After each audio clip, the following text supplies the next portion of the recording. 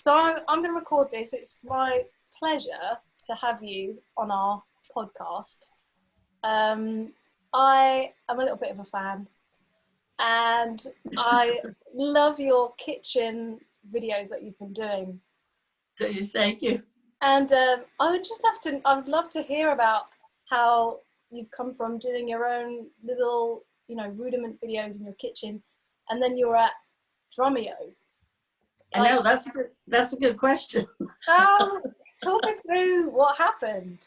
Well, I when I first joined Instagram, I did it because my children were on it and they were telling me about how cool Instagram was. So I joined and I said, well, I'm not going to do, every friend or whatever, because I don't want to see pictures of food on Instagram. I already see those on Facebook. And I said, if I'm going to be on Instagram, I want to be, following a lot of drummers. So I started looking up drummers and then learning a little bit more how to get around Instagram. And then I put that, there's an older video of me playing paradiddles. I think it was on YouTube, and it started getting seen and gone crazy. And then once I got on Instagram, I made a few videos, and then I said, I'm going to put one up just for the heck of it of Radamucues.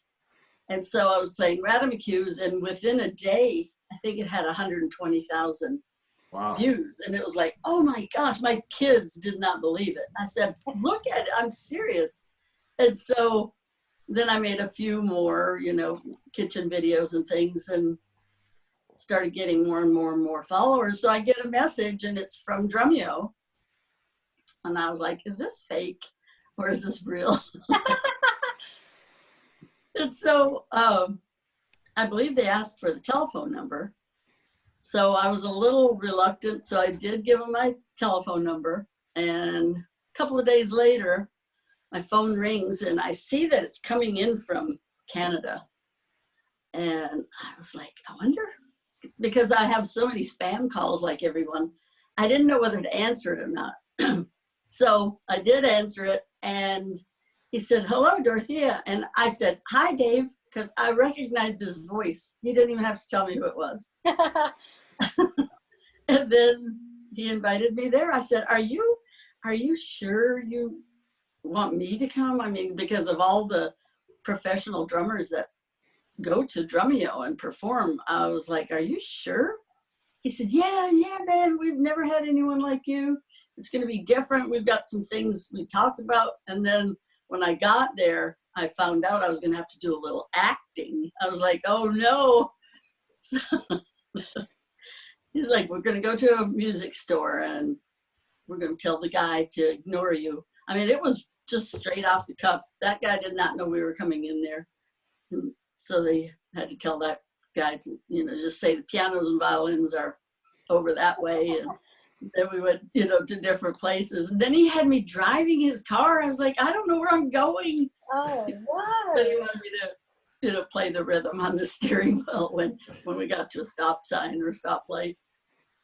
So that's just how it happened. I love that. And I think I'm so pleased that they called you and you've done that, because I know from my point of view, and for a lot of groups that I'm in on things such as Facebook, you are so inspiring to so many people. So it's so lovely to have you on that platform that reaches so many drummers. So who would have known?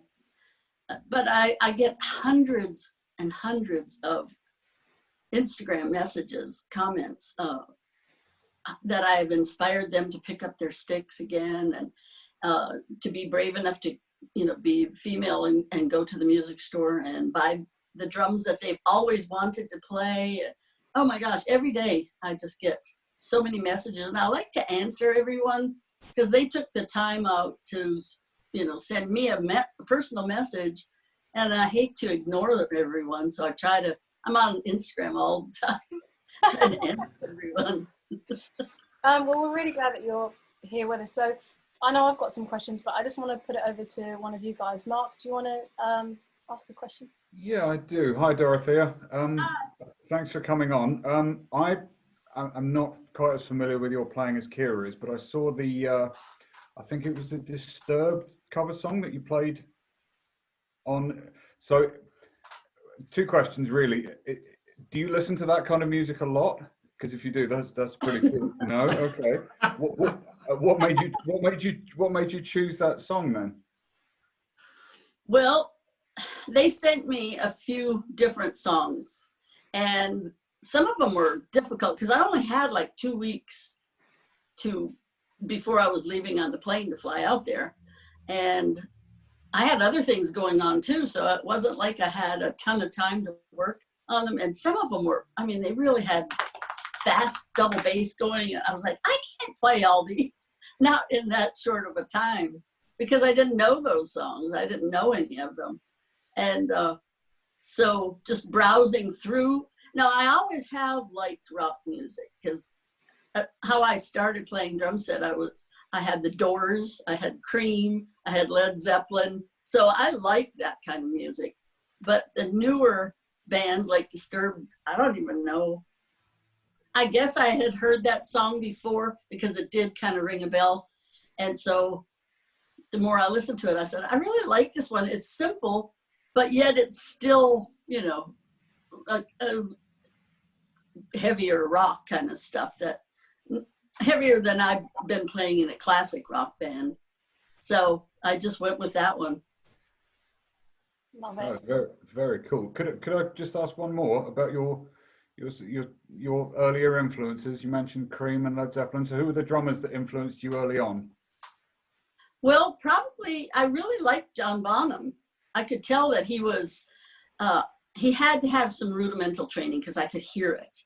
And because I had been playing in drum corps, you know, I could hear those rudiments. I could hear that he wasn't just playing, you know, just singles, like a lot of rock drummers that don't know their rudiments. You could tell the difference between them. So then he would do just some really cool things. And then he was, you know, doing that one, well, shoot, I forgot what it's called. Forgot, but it's like a shuffle.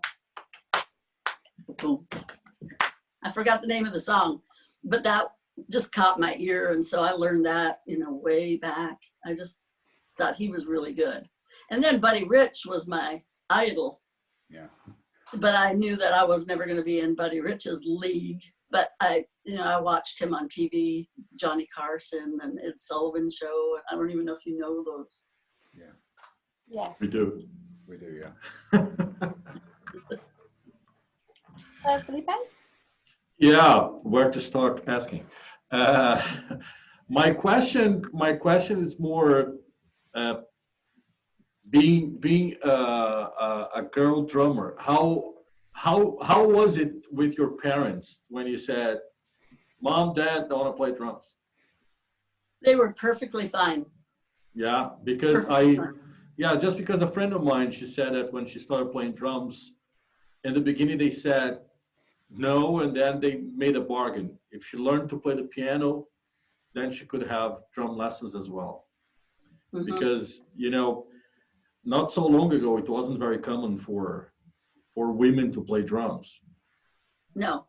Now, there are a lot of female drummers right now. Yes. Just within the last 2 or 3 years, it's just like they're coming out of the woodwork. They're everywhere. But before that, you know, there wasn't. Yeah, I've been noticing the last 10 years that the number of women coming for drum lessons with me has increased a lot. Yes. But when I started in the mid 80s, there was one female drummer in my hometown. Oh. Yeah. Everybody else was male drummers. Yeah. Well, luckily we had a drum and bugle corps, but I did start playing piano in 3rd grade, which I was like 8. And, but watching drummers the whole time, because we did have that drum and bugle corps, so they would march by 4th of July parade and, you know, Memorial Day parade. So I would see them throughout the summer from festivals. And I watched the drummers from when I was really young. I just watched the drums section the whole time. And so I had that in my mind that I really wanted to be able to do that. But like you say, there were no girls playing drums. And so I didn't even think that it would be a possibility I just knew that I really would have wanted to be a drummer. And so I played piano until 8th grade. And then I said, I don't care what anybody says. I'm just going to go and try out for that drum corps. And they had a feeder corps. I don't know if you're familiar with that. No. A lot of the drum corps have feeder corps where the kids are younger, and then as spots open up with the bigger corps, then they take them and put them into the big corps. And so I started out in the feeder corps, and when I got there was one other girl. She wasn't in my school system because she lived out in the country a little bit, maybe, I don't know, 8 miles from us. So I didn't know her until I got there. And she had already been there for a few months. And so we were friends and still are friends. Nice. In fact, she is on that video of, did you see the three of us in the park? Yes, yeah, I saw that. Yeah, that was the girlfriend. And then the other one was my sister. But my sister is like 6.5 years younger. So she wasn't even playing drums when I left and when I got married young at 19 and left. She hadn't even started yet. So I never really saw her play and progress because I lived so far away, because I moved here to South Carolina. I've been here since 1970. So when we got the last, I don't know, 10, 12 years, we've been going there in the summer with our RV and spending time and really getting to know my sister, because being so far away, it's expensive. 1,500 miles, to fly or to drive. Yeah. It's just far. And so it was fun getting to chop out with her. And I think there's a video of us at the campground with our RV, and we're playing. She and I are playing. So those three, my sister and myself and my best friend, we were the only three girls in that drum corps. Now, to this day, they still have an alumni corps. I think they still have the same uniforms from back in the 60s and 70s. And there are girls in there now. But when it was a really competitive drum corps back in the day, we were the only girls. I wanted to touch on, you said that you got married young. Yes. Did you ever stop drumming, or did you always carry it on with, managing, having a family? And well, I know that was when I first got married at 19, and we moved to South Carolina, because that's where my husband is from. My husband thought, oh, she's not going to play drums anymore. We're married. And I was like, oh dear. Yeah. Because to him, that was really foreign that I was playing in a band before. Well, when we met, I was playing in a band. And so we got married, and then moving here, I was so new that I didn't know anybody, but somehow, I can't remember back in there, but somehow I played in it was a benefit. And they asked me, I don't know how they found out who I was or whatever. And then I got in a band. So I started playing in a country music band. And coming from Upper Michigan, we didn't know anything about country music. I'd never really heard country music before. And so I played 5 nights a week. And wow. Then I got pregnant and had my first child. But I played like the whole time I was pregnant. And then after I had the baby, then my husband would because we didn't play until 9:30 at night. So I was there all day long, and then my husband was with the baby then. Then we had a second baby, and I still played while I was pregnant, but then by the time I had 2, got slower, and then I didn't play for several years. But I think I always had 1 or 2 or 3 private students that I had picked up somewhere along the line. So I was able to stay with it a little bit, but it wasn't like I was playing and practicing all the time. And then by the time I had a 3rd child, I was like going crazy. I was like, I've got to play. Well, my husband thought, are you crazy? you're a married woman, you have now 3 children, you want to play the drums again? Where are you going to do this? What are you going to do? So, so I did get in a couple of different bands, and then I joined the Long Bay Symphony here in Myrtle Beach. So I played with them for close to 10 years, I think. So that was okay with him because I wasn't out in a bar. I was just, playing in a symphony orchestra. But that's not as much fun. When you're just back there counting and counting and counting, and then you might have one little triangle. It's like, oh my God. I learned a lot. I learned about classical music because I really didn't know anything. And classical music is difficult to read for the purpose that you might have 900 bars of nothing. And then when your little cymbal crash or triangle ding comes and you miss it, that conductor gives you a dirty look. Well, you've lost track of where you were because everyone else was playing except you. So just being behind the drum set and just, having free go of it is just so much more fun. Totally. It scares me having to do that much reading. Yeah, it is. It's scarier. I like to just be free and do my own thing. Anyone else got any questions in there? I do, yeah. So I wanted to ask you about your drum corps experience, because we don't really have an equivalent in the UK. You don't? Not really, no. I mean, the Scouts have sort of marching bands, but it's not quite on the same level as in the US. So I wondered if you could tell us maybe a little bit about what that experience is like, what you got from it. Yeah. Well, without having the opportunity in my hometown, I doubt that I would be, I know I wouldn't be where I am today, because it's such intensive training. Now, the little drum corps that I was in is nothing compared to DCI. Are you familiar with DCI? Yeah. I mean, those drum corps are huge, and they have an instructor for every single thing. Snares have an instructor, the tenors have their own instructor, basses, and we didn't have that. We didn't have any instructors, really. So it was always like the older person with seniority, first snare, that would just kind of write the music. But he didn't write it down. He just wrote it in his head and taught it to us like that. But we still were able to get all the rudimental training that we needed back then. And we practiced and practiced and practiced. The whole summer was nothing but practice and march parades and do competitions.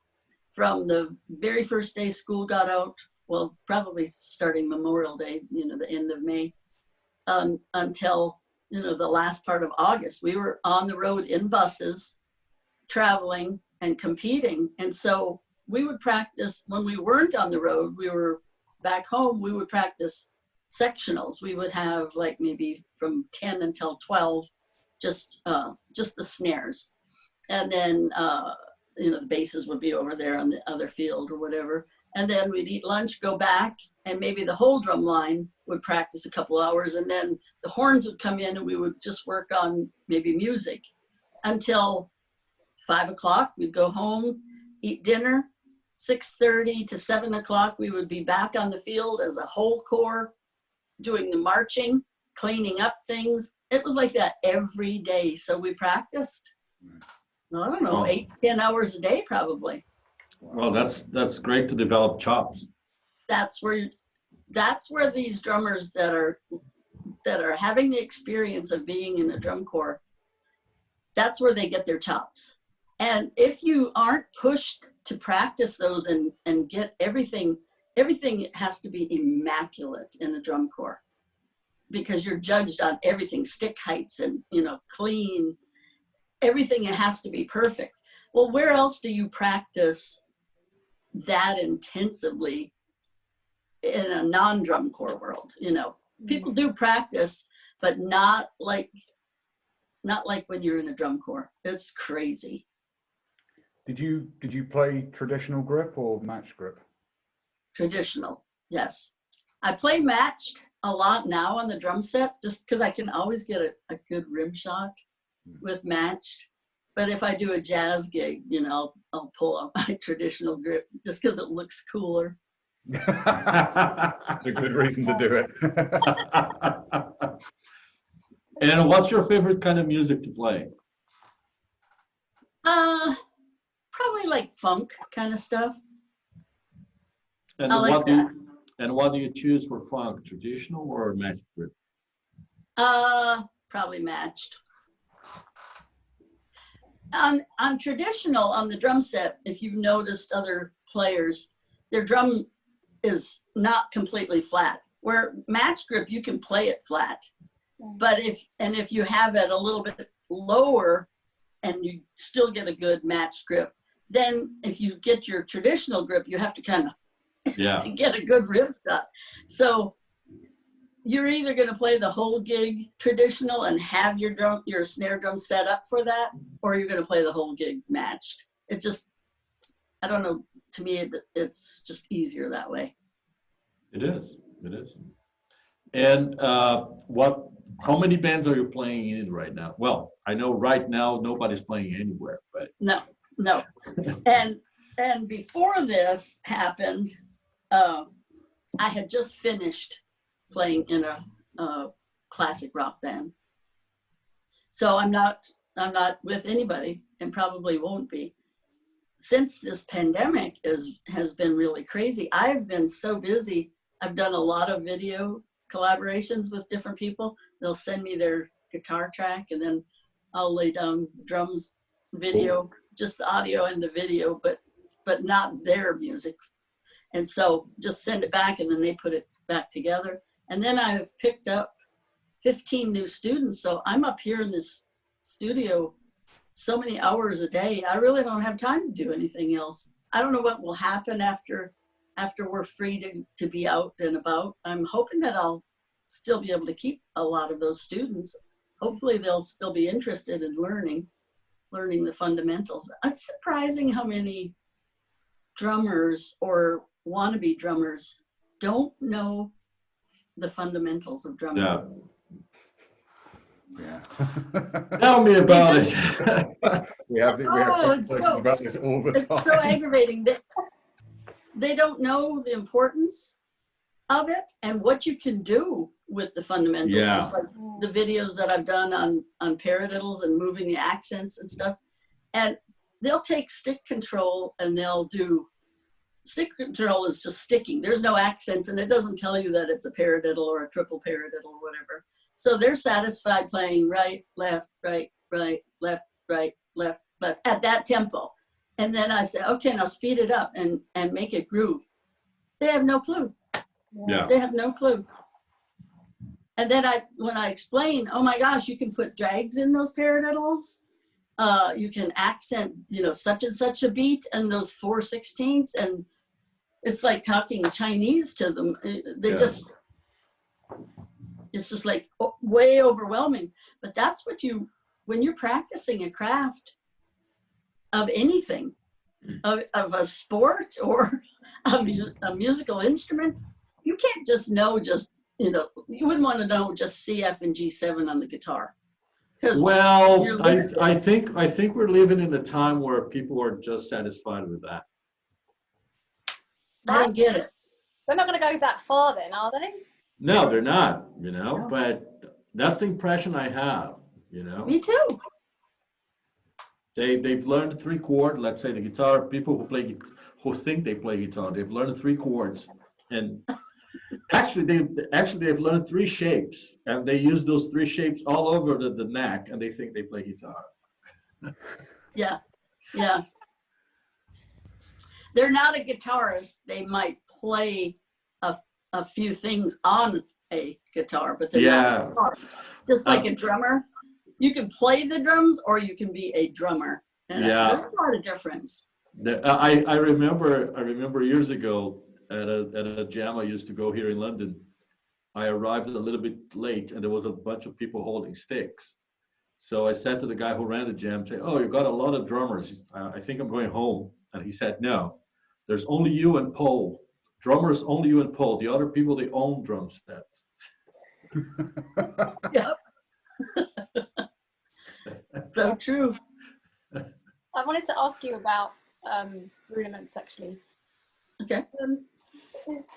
Yeah, I feel like there's a big difference between people in the US and Brits because we don't have that drum corps upbringing. So we have to go out there and we have to learn all of the rudiments and kind of do it. But it seems to be so prevalent in a lot of American drummers. And I wondered for yourself, when you're doing, say, like a solo, do you think in terms of particular rudiments that you like or stickings, or is it not even a conscious thing? I don't think it's a conscious thing. I was explaining that to a student this week, that once they get familiar, I was just working on accents on eighths and then turning them into 16ths, moving the accents over like,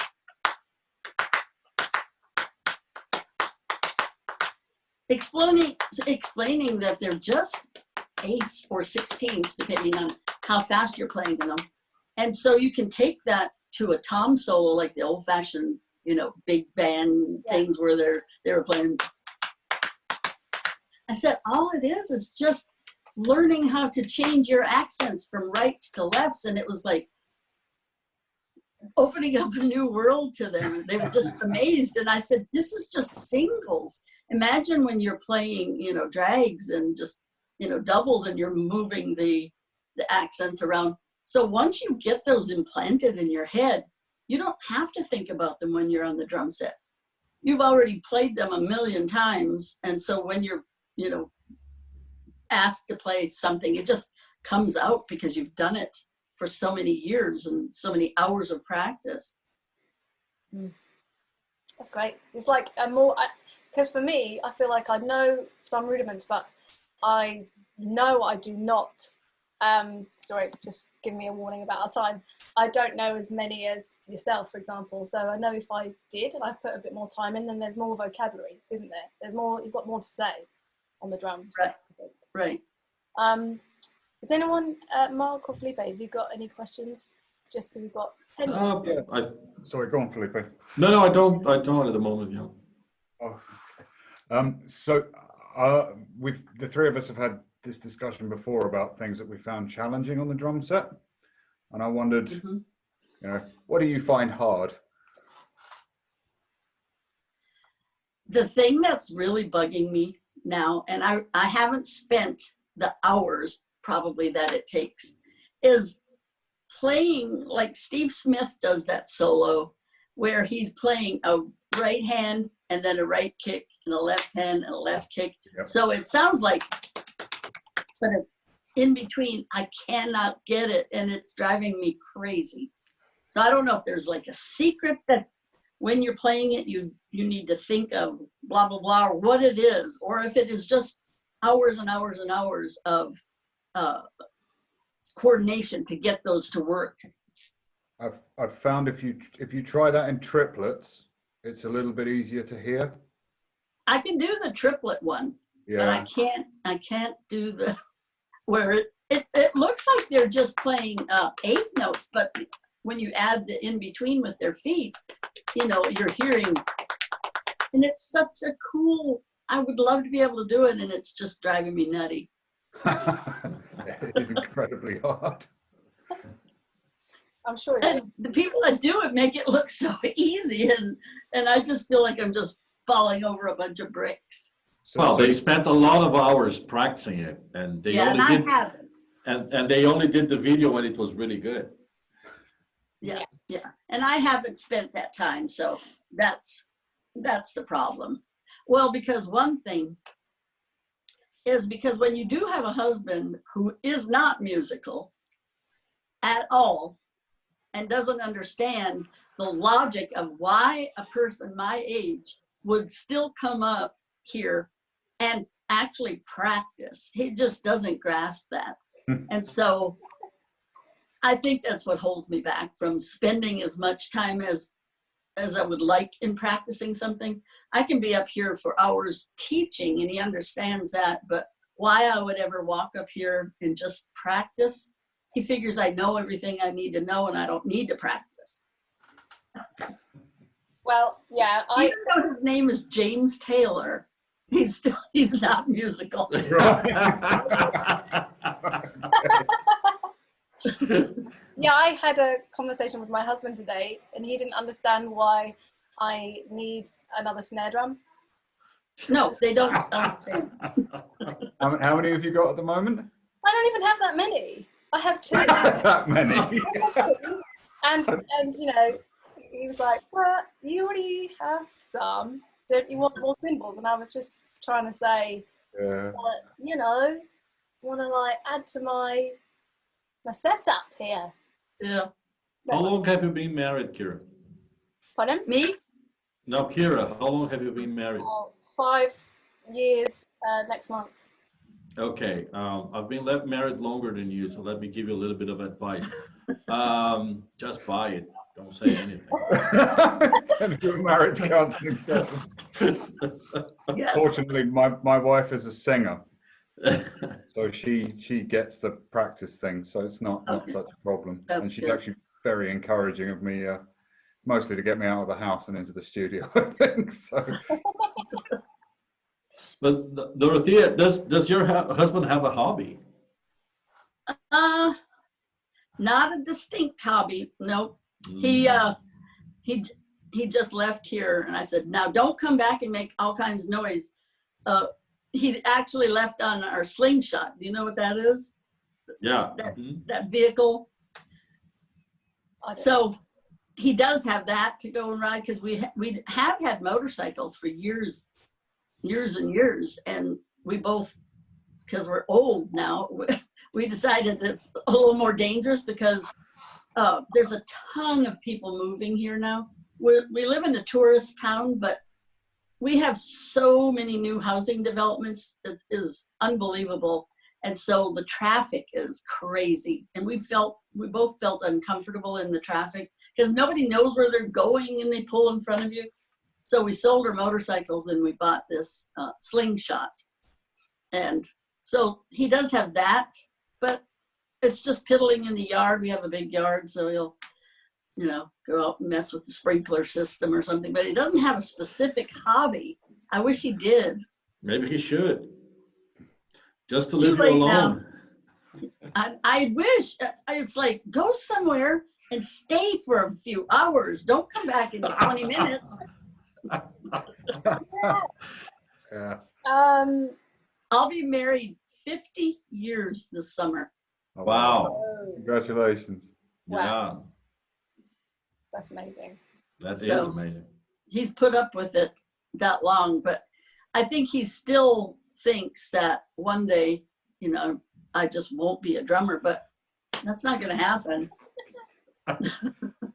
Well, sorry? So I was going to say Jim Chapin was practicing, very shortly before he died, wasn't he? Yeah. Going right to the end. So On his deathbed. never Yeah. finish. Well, that's what I'll be doing. And Yeah. hopefully, I told them when they bury me, if they don't cremate me, but I don't know. But if they bury me, they better have a pair of drumsticks in my hand. But I'm glad your husband is an optimistic guy, because after 50 years, he still thinks you're going to one day stop drumming. Yeah. Yep.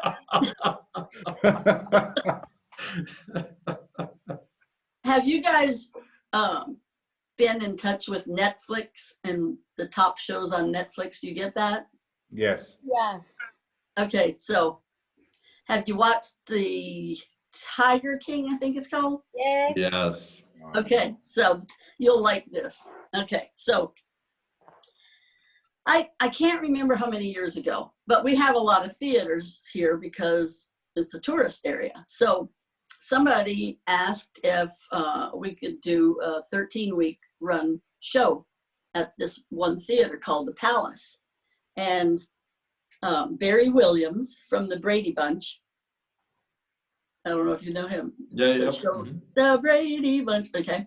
And Debbie Boone, her father is real famous, Pat Boone. Yeah. I mean, I guess he's dead now, a long time ago. But so she was in the show, and Barry Williams was in the show. And then there was a choral quartet from like New York or whatever. I was in the pit in the orchestra.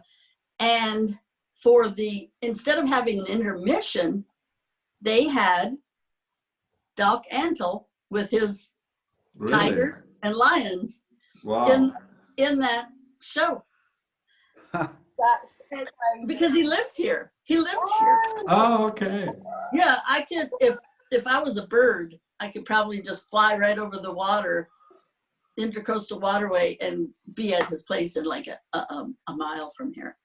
Wow. I have to go around to get to it. But he also asked me to come out there because his crew, they put on little tiger shows in different places and different areas where people can pay to hold a tiger, and kind of like what's on this reality show. And so I was the one who went there and showed them how to play those remote drums. None of them were drummers, but they wanted to incorporate like some African type beats. And I noticed on the first episode, I think it showed them playing. Yeah, those. it does. I hate to cut us off that was early, but our time is our Zoom meeting is going to end. Okay. So I just wanted to say thank you so much for joining us. Thank you. Thank you. Thank you for asking. Oh, pleasure. And we look forward to seeing more of you on your social media and everything. And we're going to link to it as well. All right. Thank you for watching. Thank you so much. Thank you. Thanks very much.